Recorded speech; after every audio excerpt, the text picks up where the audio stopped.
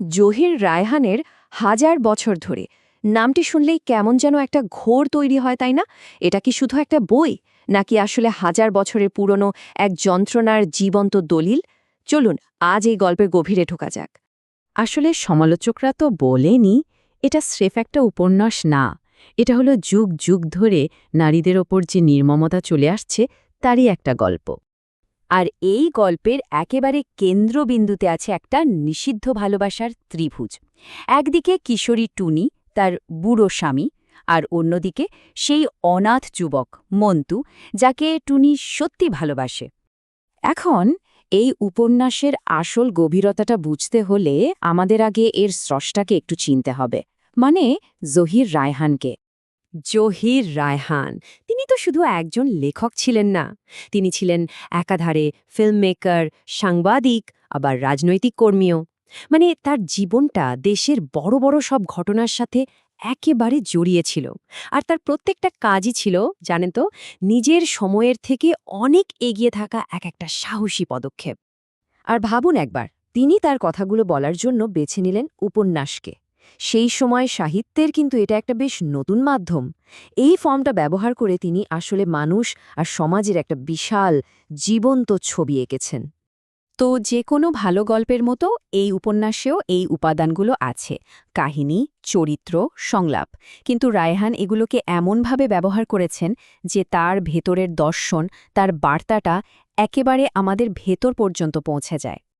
আচ্ছা, তো চলুন এবার সরাসরি ঢুকে পড়া যাক রায়হানের তৈরি করা সেই জগতে, সেই 1000 বছরের পুরনো গ্রামে।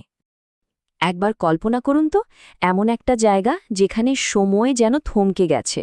কোনো উন্নতি নেই, কোনো বদল নেই, চলছে শুধু সেই প্রাচীন সব নিয়মকানুন। আর এই সমাজের সবকিছুই দাঁড়িয়ে আছে কয়েকটা জিনিসের ওপর: একেবারে গেথে বসা কুসংস্কার, প্রশ্ন করার উপায় নেই এমন পুরুষতন্ত্র, খুবই সাধারণ একটা ব্যাপার হয়ে দাঁড়ানো বাল্যবিবাহ, আর আর ঘরে ঘরে সহিংসতা, যা সবাই যেন মেনেই নিয়েছে। যেমন ধরুন টুনির কথা, মাত্র 14 বছর বয়স, বিয়ে হয়েছে এক বৃদ্ধের সাথে। কিংবা হালিমার কথা ভাবুন, তার স্বামী আবুল তাকে রোজ মারে, এর আগেও সে তার 2 বউকে পিটিয়ে মেরে ফেলেছে। এই চরিত্রগুলোর মধ্যে দিয়ে লেখক দেখিয়েছেন নারীদের অবস্থাটা ঠিক কতটা ভয়াবহ ছিল, অনেকটা সম্পত্তির মতো। আর ব্যাপারটা শুধু সামাজিক নিয়মে আটকে নেই। গ্রামে যখন কলেরা বা যক্ষ্মার মতো রোগ হানা দেয়, তখন কিন্তু কেউ ডাক্তারের কাছে যায় না। তাদের বিশ্বাস এসবের পেছনে আছে ওলা বিবি নামের কোনো দুষ্ট আত্মা। আর এর সমাধান তাবিজ কবচ। এই যে গভীর বিশ্বাস, এটাই আসলে যে কোনো বদল বা মুক্তি পাওয়ার পথের সবচেয়ে বড় বাধা। এই হোপলেসনেসের মধ্যেই আম্বিয়া নামের এক দুঃখী চরিত্র একটা গান গায়: স্বপ্নে আইল রাজার কুমার, স্বপ্নে গেল চইলেরে।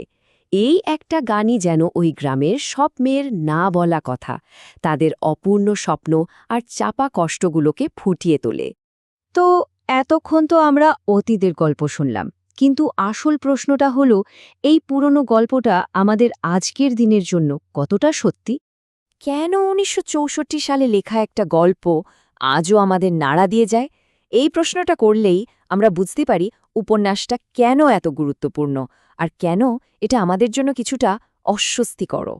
কারণ একজন সমালোচক যেমনটা বলেছেন, এই উপন্যাসটা একটা রাজসাক্ষী হয়ে আছে। কিসের সাক্ষী? সেই সব অবিচারের যা আজও আমাদের সমাজে টিকে আছে। গল্পের শেষটা হয় ঠিক শুরুর মতোই। একটা নতুন প্রজন্ম সেই একই 1000 বছরের পুরনো জ্যোৎস্নার নিচে বসে সেই একই প্রাচীন পুঁথি পড়ছে। মানে সময় বয়ে গেছে, কিন্তু মূল গল্পটা, নির্যাতনের সেই গল্পটা একটুও বদলায়নি।